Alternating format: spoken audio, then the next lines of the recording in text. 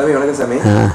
இன்னைக்கு வந்து நம்ம பரமஹம்ச சிவானந்தர் எழுதின ஒரு யோகியின் சுவிசேஷ புத்தகத்தை நீங்கள் படிச்சுட்டு உங்கள் அனுபவத்தை எங்களுக்கு பகிர்ந்துக்க போறீங்க.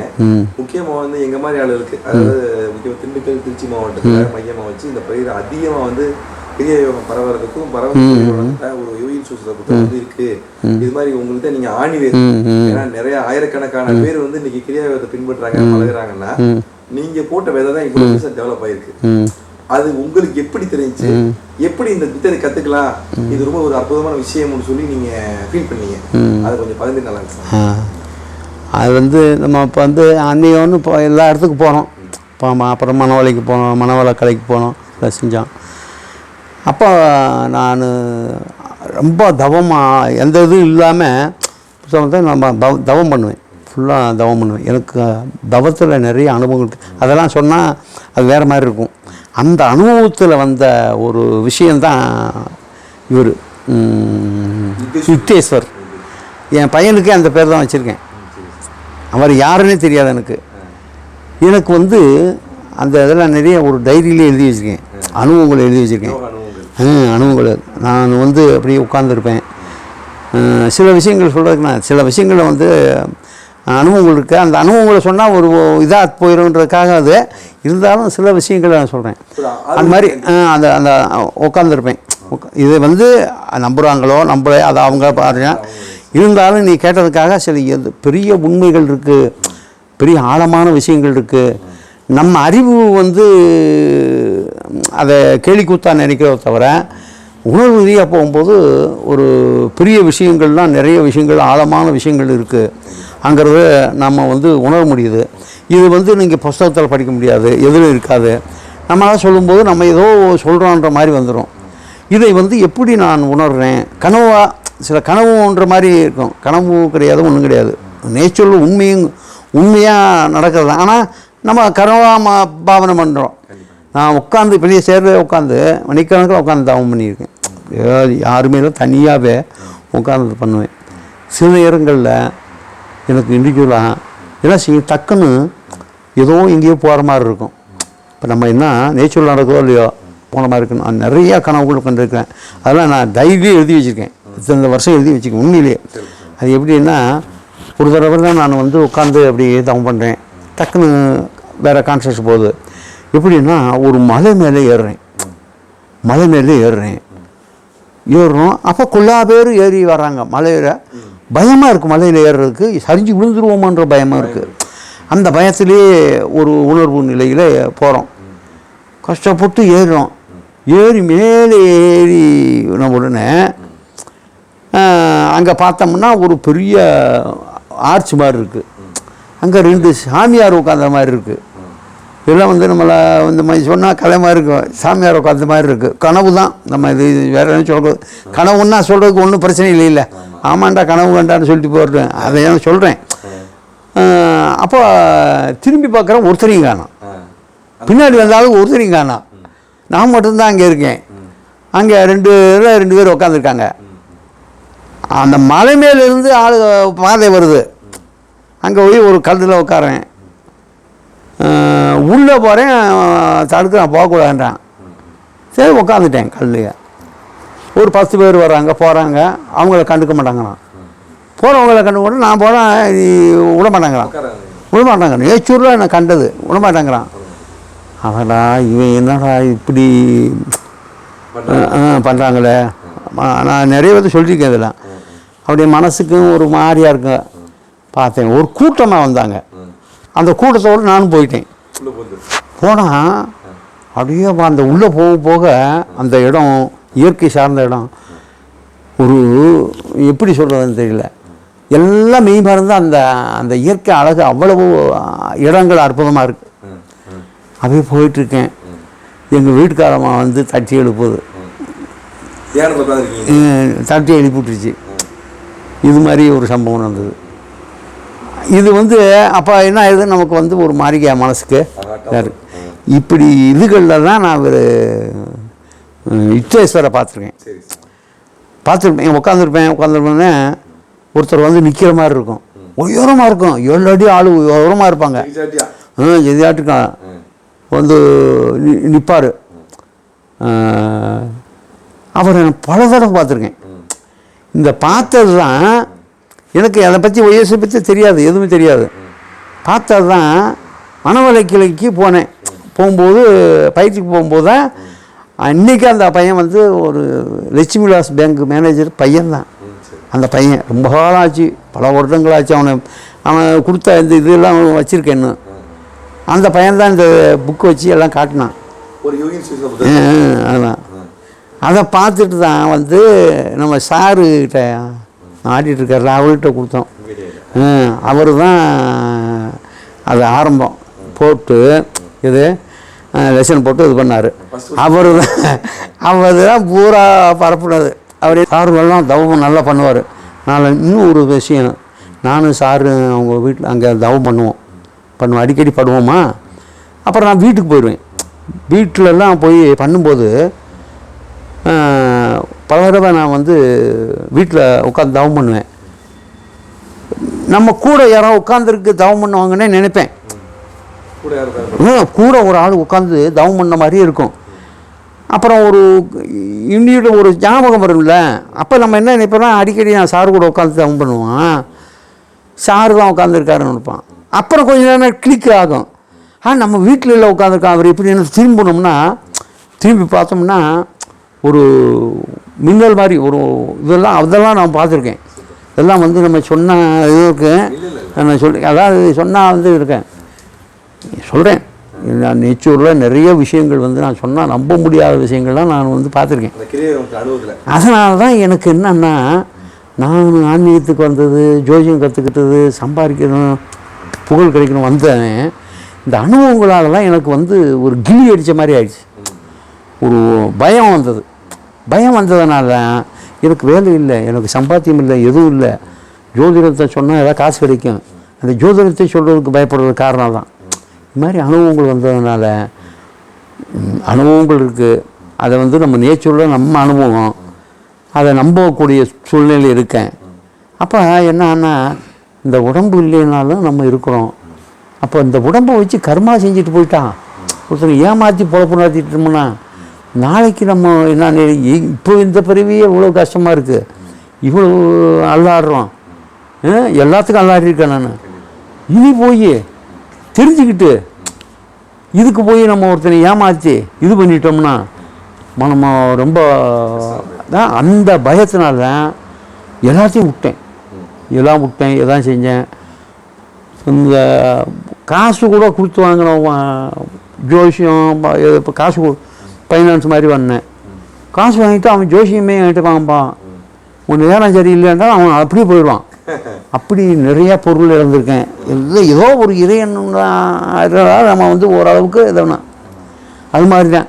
அதுதான் அந்த இது அந்த அந்த அந்த பையன் சொல்லியிருக்கா. அதுக்கப்புறம் தான் சார்கிட்ட வந்து சொல்லி சாரு வச்சுருந்து போட்டோம். சார் தான் எல்லாத்துக்கும் கேரள அதில் சொன்னேன். சாரு தான் எல்லாம் இது பண்ணார். ஆனால் அவர் மட்டும் அதில் இருந்தாருன்னா இது பண்ணியிருப்பார். அப்போ நான் நினைப்பேன் அது மாதிரி அனுபவங்கள் வந்து நிறையா அந்த இதில் அந்த யுக்தேஸ்வரர் பார்த்தது நிறைய அனுபவங்களை சொன்னால் கொள்ளவே சொல்லலாம். சொன்னோம்னா அது அதே மாதிரி நான் என்னுடைய அறிவு இதையும் வந்து குறிப்பிட்ட காலத்தில் இந்த லெசன் பூரா இங்கிலீஷில் இருக்குது. நம்ம இங்கிலீஷ் படிக்க தெரியாது. இது வரைக்குமே நீ என்னென்ன சத்தியமாக நினைக்கிறேன், இந்த தமிழ் இந்த நான் சுயமாக இது படிக்காத வரைக்குமே இவங்களும் ஏதோ சொல்கிறாங்கன்னு தான் நினச்சேன். ஆனால் இந்த லெசனில் படிக்கும்போது இப்போ ஒன்றும் கொடுத்துல படுக்கும்போது நமக்கு அப்படியே ஒரு கிளி அடித்த மாதிரி இருக்குது. ஏன்னா உண்மையான பெரிய குரு தான். எப்படின்னா நமக்கு அனுபவத்தில் இருக்கிறத நம்ம தெரியாது, அவங்க சொல்கிறாங்கன்னு எனக்கு தெரியாது, அனுபவத்தில் இருக்கிறது அது வருது. அப்போ அந்த முதுகுத்தண்டினுடைய உணர்வு நிலைகள் அதான் நமக்கு ரொம்ப ஆழமாக அப்போ இருந்தே அந்த அனுபவம் நிறைய இருக்குது. முதுகுத்தண்டில் அனுபவங்கள் வந்து நிறையா வந்து நமக்கு ஏற்படும் அந்த உணர்வு நிலைகள் இருக்கு. அதே நம்ம வந்து கண்ணை அசைச்சாவே அந்த முதுகுத்தண்டில் அந்த அசைவு ஏற்படுது. மேலே கண்ணை தூக்கினோம்னா அந்த உணர்வு நிலைகளும் புரிய முடியுது. அந்த சுவாசம் கூட நமக்கு வந்து அதில் வந்து பாவனை பண்ணும்போது ஒர்க் அவுட் ஆகுது. நான் வந்து வேறு பயிற்சிகளும் பண்ணுறேன்.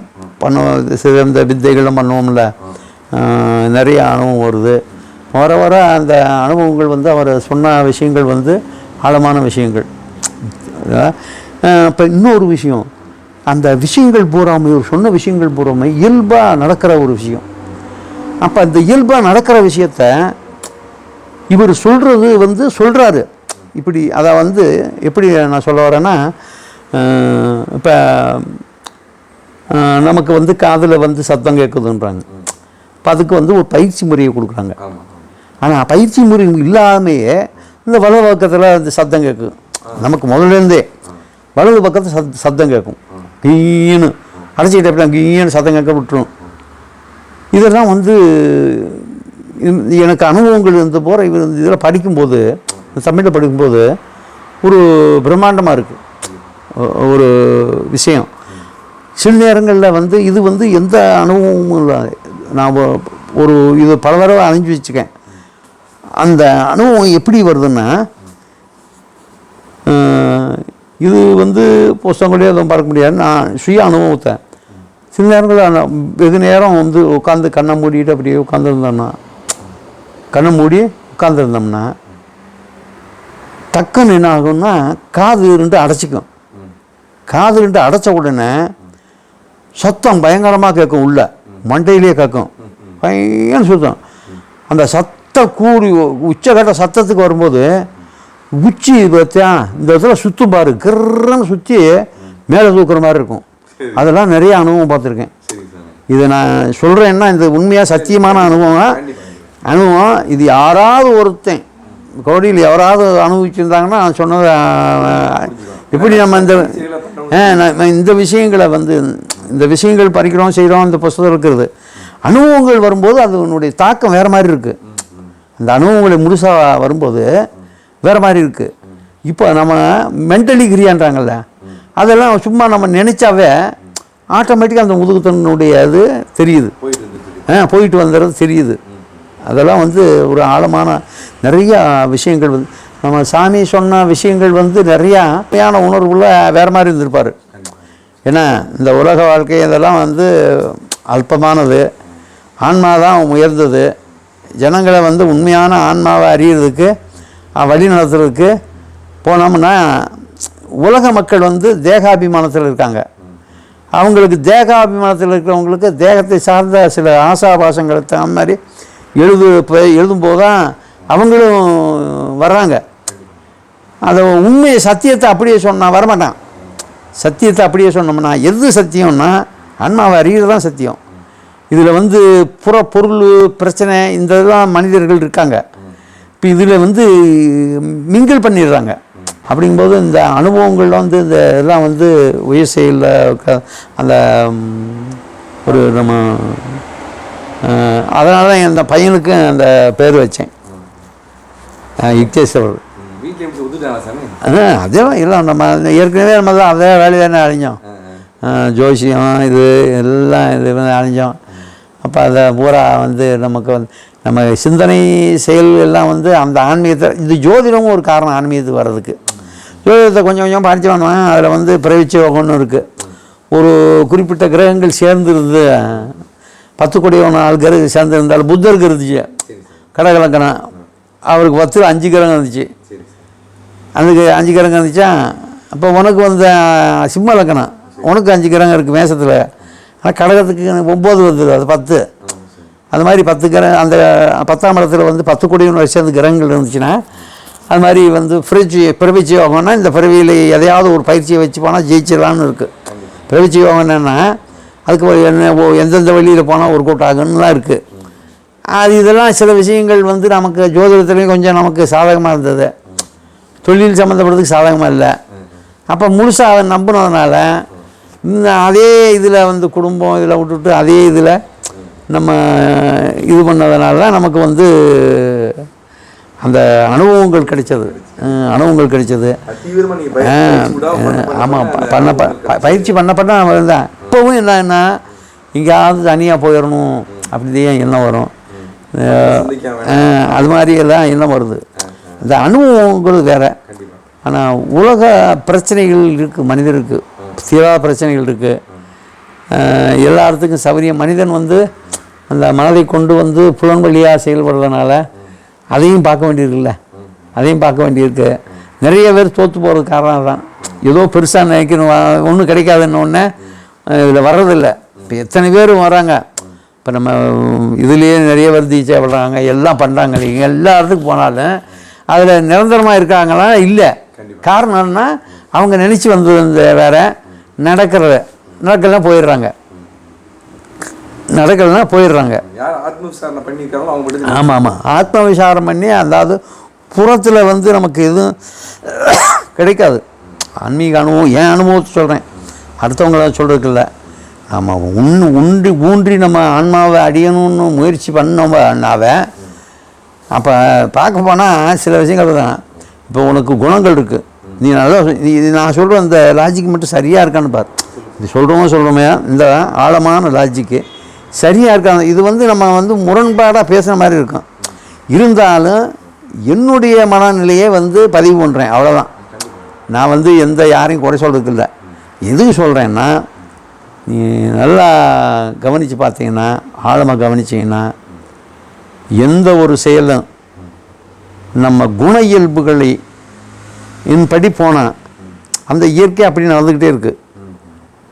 ஏதோ ஒரு காரணத்துக்காக நமக்கு அதீதமான சக்தி கிடைக்கும், ஏதாவது கிடைக்குங்கிற ஒரு தாட்ஸுக்கு போகிறோம். அப்போ ஆன்மீகம்னு பேர் வச்சுட்டு போகிறோம்னு வச்சுக்க. அப்போ அந்த குணங்களையெல்லாம் விடணும். குணங்களை விடும்போது நம்ம ஆட்டிக்கிறோம். இது நான் என் சத்தியமானது எல்லாருக்கும் உரியது தான். அது அவன் ஒத்துக்கலைனாலும் நான் சொல்கிறது தான் உண்மை, சத்தியமும் கூட. எப்படின்னா, நான் இருக்கிறேன், எனக்கு ஆசை இருக்குது, நான் நேச்சுரலாக சொல்ல ஆசை இருக்குது, வியாபாரம் பண்ணணும், ஏதாவது செய்யணும், ஏதாவது ஒன்று பண்ணி என் குணங்களை வந்து முழுசாக பயன்படுத்தி என் வாழ்க்கைக்கு, புற வாழ்க்கைக்கு, தேக சார்ந்த வாழ்க்கைக்கு, பேரு புகழுக்கோ எதுக்கோ செய்தாலும் ஆழமாக நான் அந்த குணங்களை பயன்படுத்தும் போது அதை நான் ஜெயிச்சிடுறேன், தோற்று போகிறதில்ல. திருடி நல்லா தான் இருக்கான், கொள்ளையடிக்கிறவங்க நல்லா தான் இருக்கான். நீ நல்லா இது பண்ணி பாருவேன், தகாத தொழில் பண்ணுறவன் நல்லா இருக்கான்.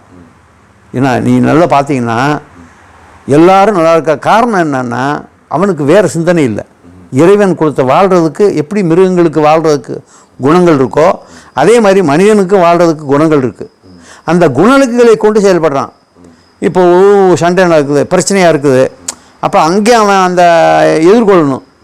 அவன் என்ன செய்கிறானோ அந்த குணம் இவனுக்கு இருந்தாலும் அவங்ககிட்ட இருந்து தப்பிக்க முடியும். ஒருத்தர் ஏமாற்றி போய் பித்தலாட்டம் பண்ணுறான்னா அங்கே போய் உண்மை பேசினா வேலைக்கு ஆகாது. அப்போ உலகத்தில் குணங்கள் காம, குரோத, லோபம், மதம், ஆச்சரியன்ற 8 வகையான குணங்களை கொடுக்குறான் ஒரு ஜீவனுக்கு. அந்த குணங்களை இறைவன் கொடுத்ததே எதுக்குன்னா அவனுக்கு ஆயுதம் மாதிரி தான். ஏன்னா எல்லா மிருகங்கள் தானே, இருகால் மிருகம்தான். மனுஷன்னு சொல்கிறதுக்கு வாய்ப்பு இல்லை, மனுஷன்னு சொல்கிற வாய்ப்பு வேறு. இருகால் மிருகம்தான் போகிறா. அப்போ இருகால் மிருகமாக இருக்கிற வரைக்குமே அவன் அந்த குணத்தை விட்டுறக்கூடாது. மிருகமாக இருக்கிற வரைக்கும் குணத்தை விட்டுறக்கூடாது. குணங்கள் இருந்தால் தப்ப நீ வியாபாரம் பண்ணுற எதையாவது ஒன்று சொல்லித்தான் ஆகணும். அந்த குணங்களை பயன்படுத்தினா வியாபாரம் பண்ண முடியாது, புரியுதா? அப்போ குணங்கள் வந்து வாழ்கிற வாழ்க்கைக்கு சரியாக இருக்குது. எதுக்கு? அன்னமய கோஷத்துக்கு சரியாக இருக்கும் குணங்கள். இந்த குணங்களை வைத்து தான் அன்னமய கோஷத்தை சரி பண்ணிக்கலாம். இப்போ நல்லா சாப்பிட்றான், தேகத்தில் இன்பம் காட்டுறதுக்கு நல்லா சாப்பிட்றான், கறி சாப்பிட்றான், எல்லாம் செய்கிறான், தேக இன்பம் அனுபவிக்கிறான், எல்லாத்துக்கும் குணங்களுக்கு வந்து அந்த குணங்களுக்கு அது தேவைப்படுது. இப்போ ஆன்மீகன்ற சப்ஜெக்டுக்கு வரும்போது முதல்ல இறைவன்கிட்ட வேண்டுறேன், இறைவா இது ரொம்ப கஷ்டமாக இருக்குது எனக்கு இந்த வாழ்க்கை, அதனால் இந்த வாழ்க்கை எனக்கு வேணாம் அப்படின்னு இறைவன்கிட்ட நான் கேட்குறேன். கடவுள் சொல்கிறாரு, ஏன்டா அதுக்குள்ளே சலிச்சு போயிடுச்சா உனக்கு? ஆமாங்க, எனக்கு முடியலை, இவ்வளவு போராடி வாழ முடியல, எல்லாம் வாழ்கிறாங்க, நம்மளால் முடியலை, என்னுடைய மனநிலை சரியில்லை அப்படின்னா பரவாயில்ல, அப்படியே பூரா கொடுத்த குணத்தை பூரா போட்டுரு. இது காமம், குரோத, லோபம், மதம், ஆட்சியம் போட்டுரு. போடுறதுக்கு உணவும் இருக்குது, அதில் உணவுலேயும் குணம் வருது, உணவை தேடி பிடிச்சிக்க, சன்னியாசி ஆயிடுறான். இது அப்போ நீ வந்து என்கிட்ட வரலாம். அவன் மட்டும்தான் ஆன்மீகவாதி. இது அந்த குணங்களை போட்டுரு. இப்போ சண்டை நடக்குது, கத்தியை கப்பலாக கொடுத்துருக்கான், சண்டை போட முடியும்னா அப்படியே கத்தியை ஆட்டிக்கிட்டே வந்து கரையேறிடணும். அங்கேயே கத்தியை போட்டு உன்னை கொண்டு வருவான். அதே மாதிரி யாராவது ஆன்மீகவாதி இருக்காங்களா? இல்லை. நம்ம குறை சொல்கிறதுக்காக சொல்ல, இது எல்லாம் ஒரு ஆத்ம திருப்திக்கு அவன் தன்னை நம்மளை நான் உன்னை ஏமாத்துறேன், நீ என்னை ஏமாத்துற, அவ்வளோதான் நடக்குது. உண்மைங்கிறது அது இல்லை.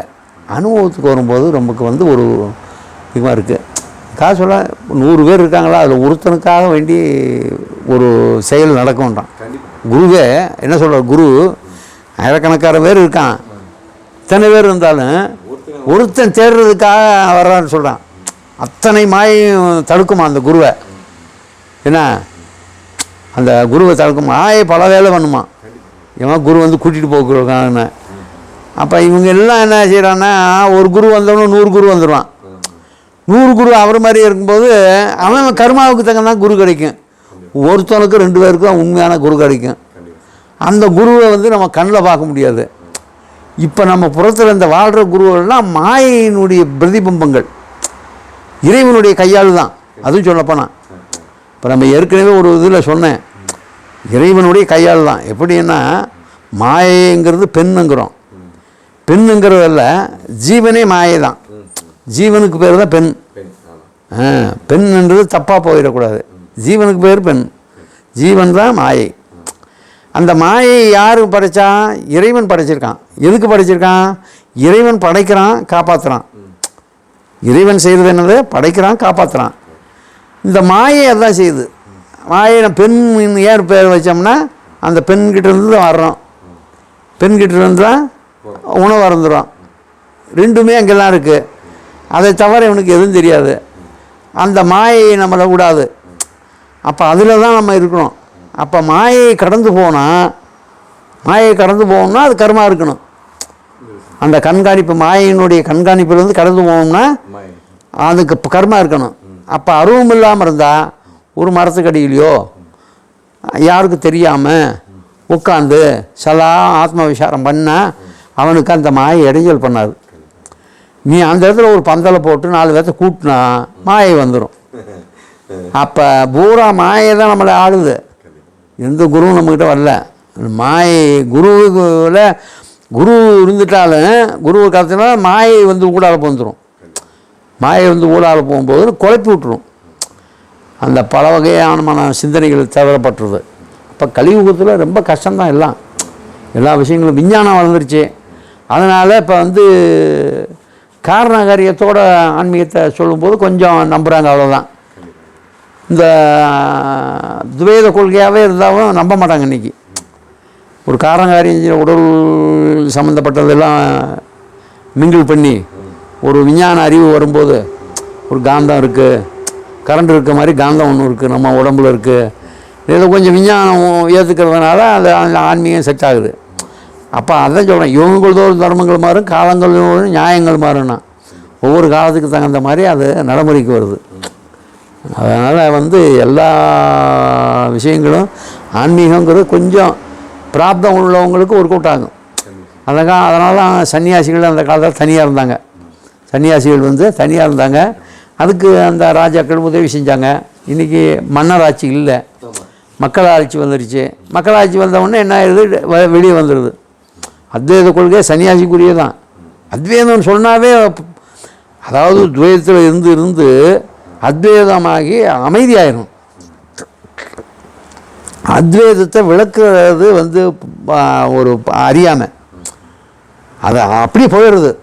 உணர்ந்துட்டீங்கன்னா உனக்குள்ளே உணர்ந்துட்டீங்கன்னா அடுத்தவனுக்கு சொல்கிறதுக்கு அர்த்தம் இல்லைல்ல, அதுவாக அமையும். துவைதத்தை போதிக்கிறதில்ல. நீ சதா கடவுளையே வேண்டுற, பக்தியிலே இருக்கிற, லயிச்சிருது, அப்புறம் வெளியே வர்றதில்லை, அந்த மனசு உள்ளேயே போயிடுது. அது அத்வைதம். அது தனியாக இவங்க வந்து உருவாக்கி வச்சுருக்காங்க.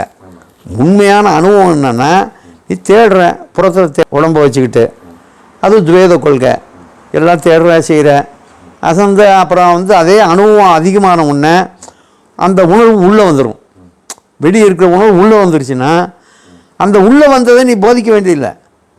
உனக்கு வந்துருச்சா, நீ வாட்டு போய் மூலையில் உட்காந்துக்க வேண்டியதான். எவனுக்கு வந்துச்சா மூலையில் உட்காந்துக்கலாம். அதுதான் அத்வைதம். அதுக்கும் ஒரு பாடம் நடிச்சு, அதுக்கும் புக்குகள் எழுதி கடைசி வரைக்கும் ஒருத்தன் அந்த உண்மையை உணர்ந்து கொள்ளனா அந்த மாயை வேலை செய்யுது.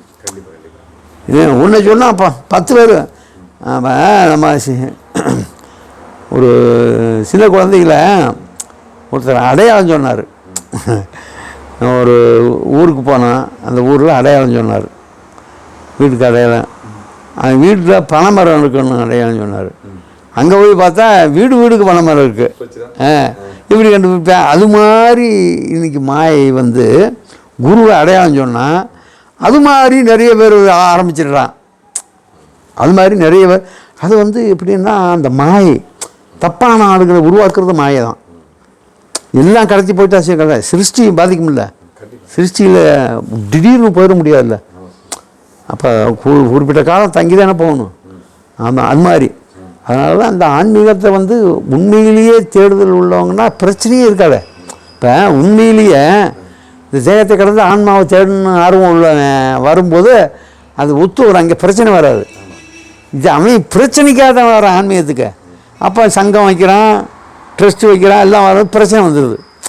பிரச்சனை வர காரணம் என்னென்னா அன்னமயத்தில் வர்றவன் பூரா அன்னமயத்தில் வர்றவன் ஆத்மாவை தேடி வரதில்லை, புலனுணர்வுக்காக கொள்கையை விடுறவங்க. இப்போ நம்ம ஆளுகளே வந்து வித்தியார்த்திகளே நம்ம ஆளுகை சார்ந்தவங்கள அந்த புலனுணர்வுக்காக கொள்கையை விட்டுறாங்க.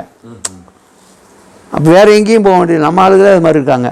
அப்புறம் அந்த புலனுணர்வு அதை ஒரு கட்டுப்பட்ட மாதிரி ஆயிடுது. அந்த இல்லை கட்டுப்பாடு வந்து அவங்கள வந்து ஒரு அடிமைத்தனம் மாதிரி தெரியுது. அவங்க என்ன செய்கிறாங்க, இதை விட்டு தூக்கி எரிஞ்சிட்டோம்னா நிம்மதியாக இருக்கலாம், நம்ம இஷ்டத்துக்கு இருக்கலாம். அதான் சொன்னால அந்த குண இயல்புகளை வந்து விட்டுட்டா அவன் வந்து ஆன்மீகவாதி, குண இயல்புக்கு வச்சிருக்கவன் உலகவாதி. குண இயல்புகளை வச்சுக்கிட்டு ஆன்மீகத்துக்கு வர்றவன் அது தப்பான விஷயம். அங்கே இருக்கிறவன் இவன் கெடுப்பான், ஆன்மீகம் கெட்டு போகிற காரணம் அவன். நீ சாதாரண இருக்கிறவனுக்கு வந்து பக்தியில் இருக்கிறவனுக்கு இந்த ஆன்மீகத்தை இந்த யோகத்தை போதிக்கக்கூடாது. அவன் மகா சண்டாளன் ஆயிடுவான், பகுத்தறிவாதிங்கிறான். அவன் தான் பயம் போட மாட்டான், எல்லா இதுவும் கொலைபாதகம் செய்வான். அதே நேரத்தில் வந்து பக்தி இருக்கிறவன் முட்டாளாக இருந்துட்டா கூட அவனால் ஆபத்தில்லை, அவன் பயம் இருக்கும். பக்தி வந்து உலகம் ஆள்றவங்களுக்கும் சரி எல்லாம் சொல்கிறாங்கன்னா பக்தி சிறந்தது. மக்களுக்கு வந்து ஒரு அது அறிவு வந்தவனை பார்த்துக்கலாம், அறிவு வந்தவனை அவன் ஃப்ராடு தானே பண்ண ஆரம்பிச்சிடான். பக்தி இருக்கிற வரைக்கும் பயப்படுவான், அவனுக்கு ஆசைகள் இருக்கு, எல்லாம் இருக்கும். அப்போ அவன் பயப்படுற வரைக்கும் மக்கள் பக்தியோடு இருக்கிற வரைக்கும் நாடு நல்லாயிருக்கும். ஒரு சில பேர் அறிவாளிக்கு தான் வந்து ஃப்ராடு தனம் பண்ணுவான், அவன் பயந்துக்கிட்டு இருப்பான். இப்போ எல்லாத்தையும் நீ வந்து பக்தியை கலைச்சி விட்டீங்கன்னா எல்லாருமே திருட போனால் எவங்கிட்ட போய் திருடுறது?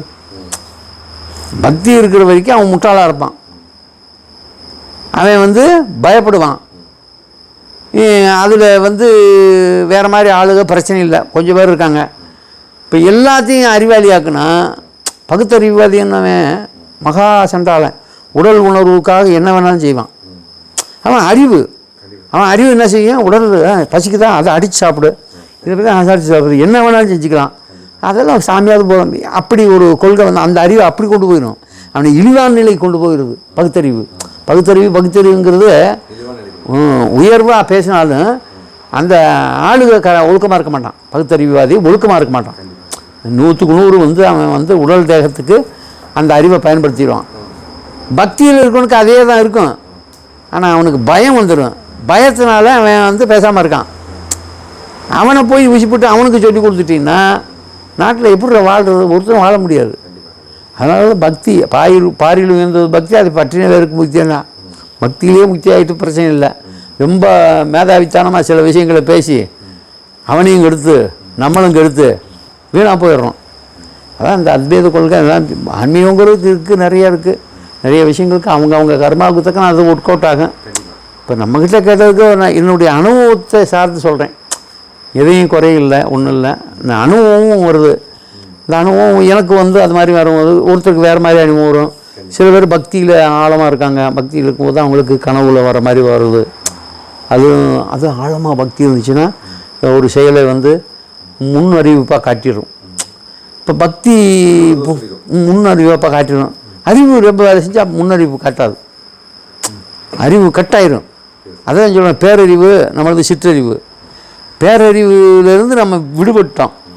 நாம் விடுபட்டது காரணம் என்னென்னா பேரறிவோடு வந்து விடுபட்டதுக்காக சிற்றறிவு ஆயிடுச்சு. கண்ணு காது மூக்கு அதிக செலவு பண்ணுறோம்.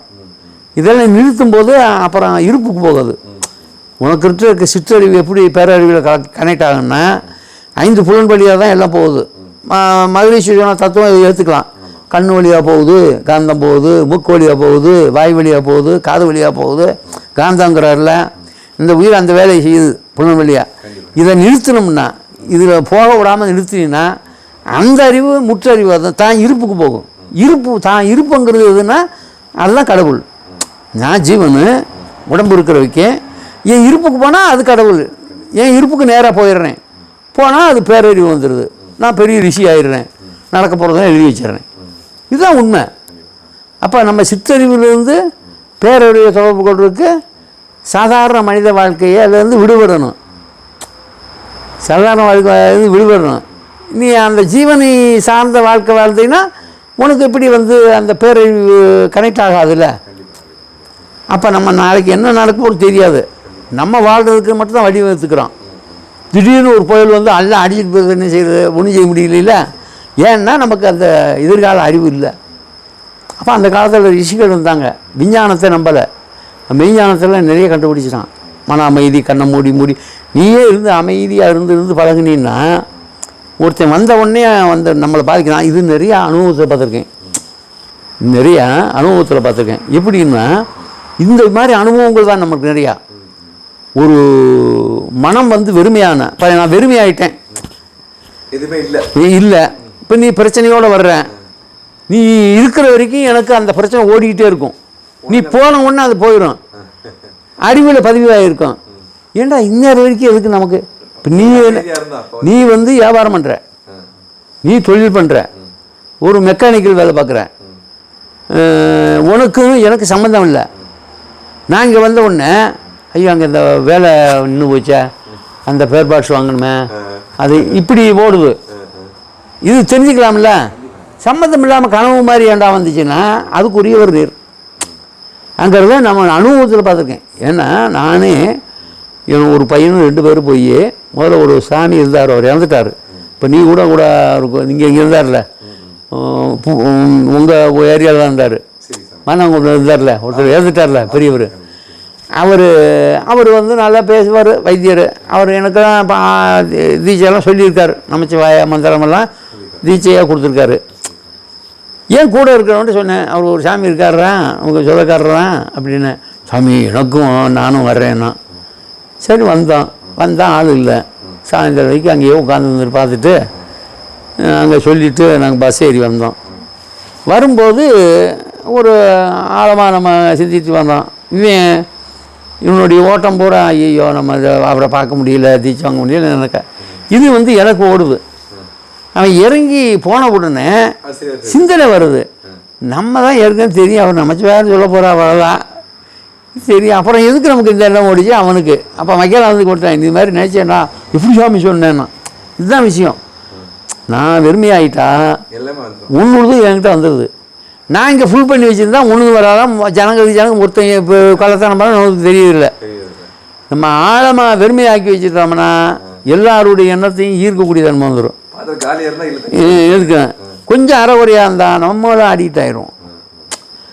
இப்போ நான் சுயமான இப்போ போகிறேன், இப்போ ஒரு தொழில் பண்ணுறவங்ககிட்ட போகிறவன்னு வச்சுக்க, நம்மளை அறியாமல் அவன் வலுவாக இருந்தான்னா நான் தவம் பண்ணுறேன், தவம் பண்ணுறது தான் பெரிய தான், ஆன்மா வரைகிறது தான் பெரிய விஷயம்னு நினச்சிட்ருக்கேன். அதில் தனியாக இருக்கிறேன், அதில் அறகுறையாக இருந்தால் கூட என்ன ஒன்றும் செய்யாது. நான் ஒரு முக்கால்வாசி இருக்கேன், கால்வாசி உலக பந்தத்துக்கு இருக்குது. ஒருத்தன் முழுசாக உலக பந்தத்தில் இருக்கான்னு வச்சுக்க, நான் அவங்ககிட்ட வந்தேன்னா நான் அவனாக மாறிடுவேன். இல்லை அவன் கம்மியாக இருந்தால் அவன் என் கூட வருவான். இது நான் நடைமுறையில் பார்த்துருக்கேன். நாம் போகிறோம், அவன் வந்து கொஞ்சம் ஒரு மாதிரி சிந்தனை இருந்துச்சுன்னா, அதாவது வந்து அதில் வந்து அவனுக்கு சிந்தனை இருந்தால் நம்ம ஆன்மீக சிந்தனை கூட இருந்துச்சுன்னா, அவன் சிந்தனை கம்மியாக இருந்துச்சு அவன் வந்துடுவான். அவனுக்கு நான் வலுவானா நாம் அவங்ககிட்ட போயிடுவோம். அது வந்துடுது. இது வந்து சில விஷயம் சொல்கிறாங்கனால அது நேச்சர் உண்மையும் கூட. இது டெஸ்ட் பண்ணால் தான் தெரியும். டெஸ்ட் பண்ணிங்கன்னா ஆச்சரியமாக இருக்கும். நீ அமைதியாக இருந்து பழகு. எந்த அந்த சிந்தனையே இருக்கக்கூடாது, அது பிரம்மமாகவே இருக்கணும். அதனால தான் நம்ம பிரம்மத்தில் போகிற பதியுது. நம்ம நினைக்கிறோம் போல அதெல்லாம் பதிக்கிறது. அதான் பிரம்மத்திலிருந்து தப்பிக்க முடியாது. நம்ம எவ்வளோ கள்ளத்தனம் பண்ணலாம், ஏமாற்றலாம், பொய் சொல்லலாம், ஒரு அபகரித்து பேசலாம், ஒரு அபாண்டமாக பேசலாம், கோல் சொல்லலாம், எல்லா விஷயம் சொன்னாலும் இந்த பேசுகிறோம் பாரு, பேசுகிறதுல அதாவது வஞ்சகம் சூது இல்லாமல் சும்மா பேசுகிறது போல பிரம்மத்தில் வந்து எடுத்துக்காது. அதான் குழந்தைகளை ஏமாத்துறோம், விளையாட்டுக்கு பேசுகிறோம், இதெல்லாம் பிரம்மம் எடுத்துக்காது. வஞ்சகத்தோடு செயல்படுறது போல பிரம்மம் பதிவிடும். பிரம்மம் லேசானது இல்லை. கண்காணி இல்லை என்று கள்ளம் பல செய்வார், கண்காணி இல்லாவிடமில்லை காணுகால், கண்காணியே எங்கும் கலந்து நின்றானே கண்காண கண்டால் கள்ள மொழிதாரேன்னு. அதை நம்ம வந்து கண்காணிச்சிட்டே இருக்கு பிரம்மம். அப்போ நான் வந்து சும்மா பேசுகிறேன்னு வச்சுக்க, சும்மா கராய் பேசுகிறேன், திட்டுறேன், இந்த இதெல்லாம் வந்து பிரம்மம் ஏற்றுக்காது. உன்னை திட்டுறேன், நேரடியாக திட்டுறேன்னு வச்சுக்க, அதெல்லாம் பிரம்மம் ஏற்றுக்காது. ஏன்னா சத்தமாக திட்டுறேன், உன் காதுக்கும் கேட்குது. இது சிற்று பிரம்மம். உன் பிரம்மத்தில் வந்து இது இங்கே தூரம் முடிஞ்சு போகும். இது வந்து வைத்தறிச்சல், அகால மனதில் ஏற்படக்கூடிய அழுத்தம் பூரா பிரம்மத்தில் பதியும். அதனால் ஒருத்தன் இயலாத, இப்போ இயலாத ஏண்டா எடுத்து போராடும். இயலாமல் இருக்கிறவங்கிட்ட என்ன செய்கிறான், அள்ளி தூத்துறான், நாசமாக போவேன்னு. அந்த மனம் அப்படி பிரம்மத்தில் பதியும்.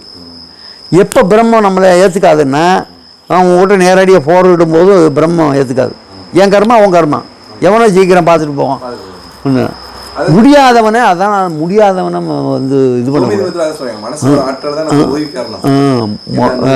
நீ மனசு வந்து அந்த முடியாதவனை ஏமாற்றக்கூடாது, பலம் இருக்குங்கிறதா மிரட்டியக்கூடாது, நமக்கு பயப்படணும்னு நினைக்கக்கூடாது.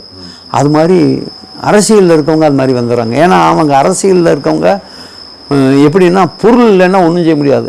அரசியல்வாதி ஒருத்தன் இருக்கான்னா அவனை சுற்றி இருக்கிறவன் பூராவுமே ஆசை உள்ளவனாக தான் இருப்பான். அவனை சரி பண்ணலைன்னா அவனே ஆபத்து வந்துடும். அப்போ அது கஷ்டம்தான். ஏன்னா அரசியலுங்கிறது பெரிய ஒரு விஷயம். அதில் இருக்கிறவன் லேசாக இருக்கும், இருக்கும் அசந்தா போச்சு. அப்போ அவன் எந்த அளவு அறிவு இருந்தால் அங்கே அப்போ அது ஜனங்களுக்கு தப்பாக தெரியும். அவனுக்கு தப்பு கிடையாது, ஆனால் அந்த அறிவை போட்டான்னா அங்கே இருக்க முடியாது. அதுதான் கரெக்டு. எங்கே என்ன செய்யணுமோ அதை வச்சுருந்தா தான் கரெக்டு. அது வந்து நம்ம பேசுகிறோம், கீழே இருக்கவன் கவனம் கற்றுனாலும் வேலைக்கு ஆகுது. ஏன்னா அந்த இடத்துல அவன் போர்க்களத்தில் இருக்கிற மாதிரி அரசியல்வாதி நம்ம சொல்ல பெரிய போர்க்களம் நடத்துகிறான், போர்க்களத்தில் இருக்கான்.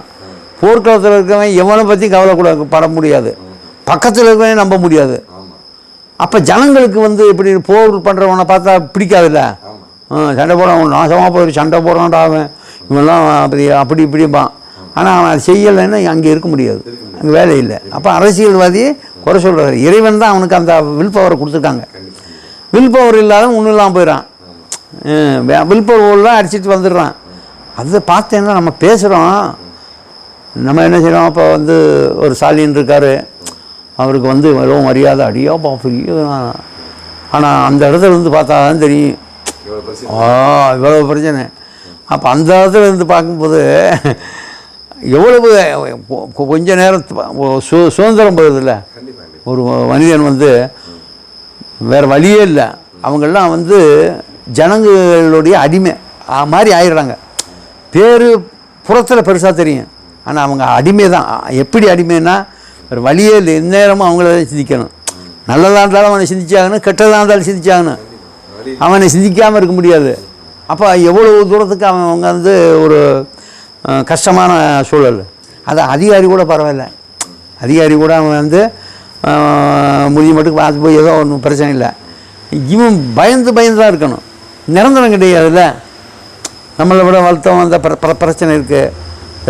அதெல்லாம் பார்க்கும்போது நம்ம அவங்கள குறை சொல்கிறதெல்லாம் பெரிய இது தப்பானுங்கிற பாமரஜன்கள் அவங்க வைத்தறிச்சல பேசுகிறாங்க. ஆனால் அங்கே சூழ்நிலை அப்படி தான். சுற்றி இருக்க இவன் கரெக்டாக இருக்கனாலும் சுற்றி இருக்க விட மாட்டான். அவனுக்கு ஏதாவது கொடுத்தா தான் இவனும் இருக்க விடுவான். இப்போ அவன் தெரிஞ்சுக்குவான் நல்லா, ஆஹா இதில் இருந்தோம்னா இது செஞ்சு தான் ஆகணும். அப்போ இதெல்லாம் செய்ய வேணான்னா அதை விட்டு போயிடணும். அதிலே இருந்துட்டு அப்புறம் இது பண்ண முடியாதுல்ல. அது மாதிரி உலகத்தில் வந்து எல்லாமே அவங்களுக்கு அவங்க மனதுக்கு நியாயமாக தெரியுது. ஆன்மீகமும் எவ்வளவோ விஷயங்கள், எவ்வளவோ பயிற்சிகள்ங்கிறாங்க, எல்லாம் செய்கிறாங்க. எல்லா பயிற்சியும் எனக்கு தெரிஞ்சு, என் அனுபவத்துக்கு தெரிஞ்சு, தூங்குனா நம்மளை என்னான்னு தெரியாமல் போகுது.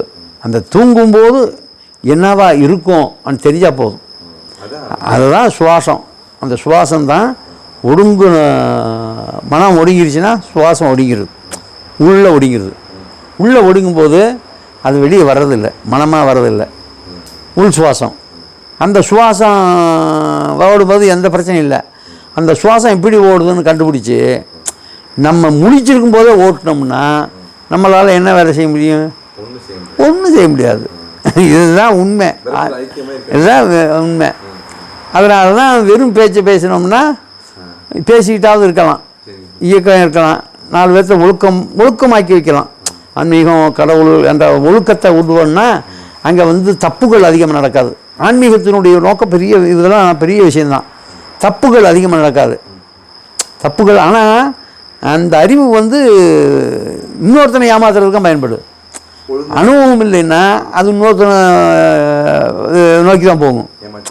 இப்போ நீ ஒரு மிட்டாய் கொடுத்து சாப்பிட்றான்னா அதை கையில் வச்சுருந்தீங்கன்னா இன்னொருத்தன் சாப்பிட்டு போயிடுவான். அது வந்து தான் அனுபவிக்கலைன்னா அது வந்து வெறுமையாக தான் போகும். அந்த அனுபவிக்கிறதுக்கான சூழ்நிலை அந்த ஒத்த கருத்துடையவங்க ஒன்று சேரணும். ஒத்த கருத்துடையவங்க ஒன்று சேர்ந்தாங்கன்னா அங்கே கொஞ்சம் அமைதி கிடைக்கும். இங்கே ஒரு குடும்பத்திலே ஒத்த கருத்து இல்லையே, அப்புறம் எப்படி ஜனங்க ஒத்த கருத்தை ஆளை தேடுறது? குடும்பத்திலே பாரு, நல்ல யோசனை பண்ணி பாரு. ஒத்த கருத்து அதை காண குணம், அந்த குணத்தை வச்சு தான் பாரு. அதனால இந்த குணத்தை விட்றாங்கட்டான். விட்டா வாழ முடியாத. இந்த பெண்கள்லாம் பாரு, ஒருத்தர் கூட சொல்லிகிட்டே இருப்பாங்க. அது குண இயல்புகள். அந்த குண இயல்புகள் எல்லாம் வாழவும் முடியாது. அவங்க சாமியாராக போக முடியாது, ரேரு. ஏன்னா அவங்க சாமியார் இருப்பாங்க. அவங்களுடைய கண்ட்ரோல் பூரா எப்படின்னா மாயின் கண்ட்ரோலில் இருக்காங்க. அவங்க யாரையும் வந்து எந்த ஒரு ஜீவனையும் இந்த பிரபஞ்சத்தை விட்டு கடந்து இறைவன்கிட்ட போக விடக்கூடாது. மாயின் வேலை. மாயங்கிற மறைப்பு தானே. மறைப்புக்குள்ளே கடவுள் இருக்கார். அப்போ மாயக்குள்ளே தான் கடவுள் இருக்கார். மாயக்குள்ளே தான் கடவுள் இருக்காரு. அதை பெண்ணுக்குள்ளே கடவுள் இருக்காருன்னு நம்ம இந்த மாதிரி ரொம்ப பண்ணி விட்டான். பெண்ணுக்குள்ளே தான் கடவுள் இருக்காரு. கடவுள் என்ன செய்கிறதோ அது பொண்ணு செய்யுது இல்லை. கடவுள் என்ன செய்கிறதோ அது பெண்ணு செய்யுது. அப்போ கடவுளை வந்து எங்கே போய் தேடுவ? நீ தேட முடியாது. உண்மையான கடவுள் யாருன்னு கடைசியில் கண்டுபிடிக்க முடியாது. ஏன்னா இந்த மாயை நமக்குள்ளே கச்சிதமாக நிற்குது. இந்த மாயை நின்று மயக்குது. ஏன்னா அப்போ பிறவியினுடைய நோக்கமே இருந்துக்கிட்டு இருக்கும். புரியுதா? பிறவியினுடைய நோக்கமே இருந்துக்கிட்டு மொத்தம் பிறவியை கடக்கிற நோக்கம் வராது. அப்போ பிறவியை கடக்கிற நோக்கம் வந்தால் பல பிறவிகளில் வர்ற அனுபவம் தான். அப்போ அவன் சன்னியாசி ஆகிறான். பிறவியை கடக்கிற நோக்கம் வந்தால் சன்னியாசி ஆகிறான்.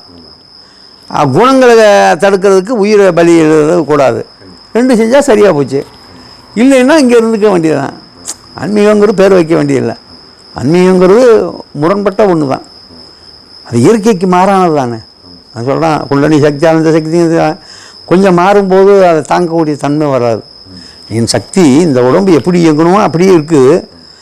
நான் வந்து விசேஷமாக அந்த தெய்வீக நிலையை சார்ந்தவன், அதனால் நான் பயிற்சி பண்ணி அதை நான் எடுத்துக்க போகிறேன்னா அந்த எடுத்துக்க போகிறது சரிதான். நீ சரியாக சரிதான். உடம்பு அந்த அமைப்பில் உனக்கு கொடுக்கலையே ஆண்டவன். உடம்பில் பிரச்சனை வரும்ல. பிரச்சனை வந்தால் தாங்க முடியாது. அதனால தான் இது எப்போவுமே எந்த காலத்துலேயும் டெவலப் ஆக போனது.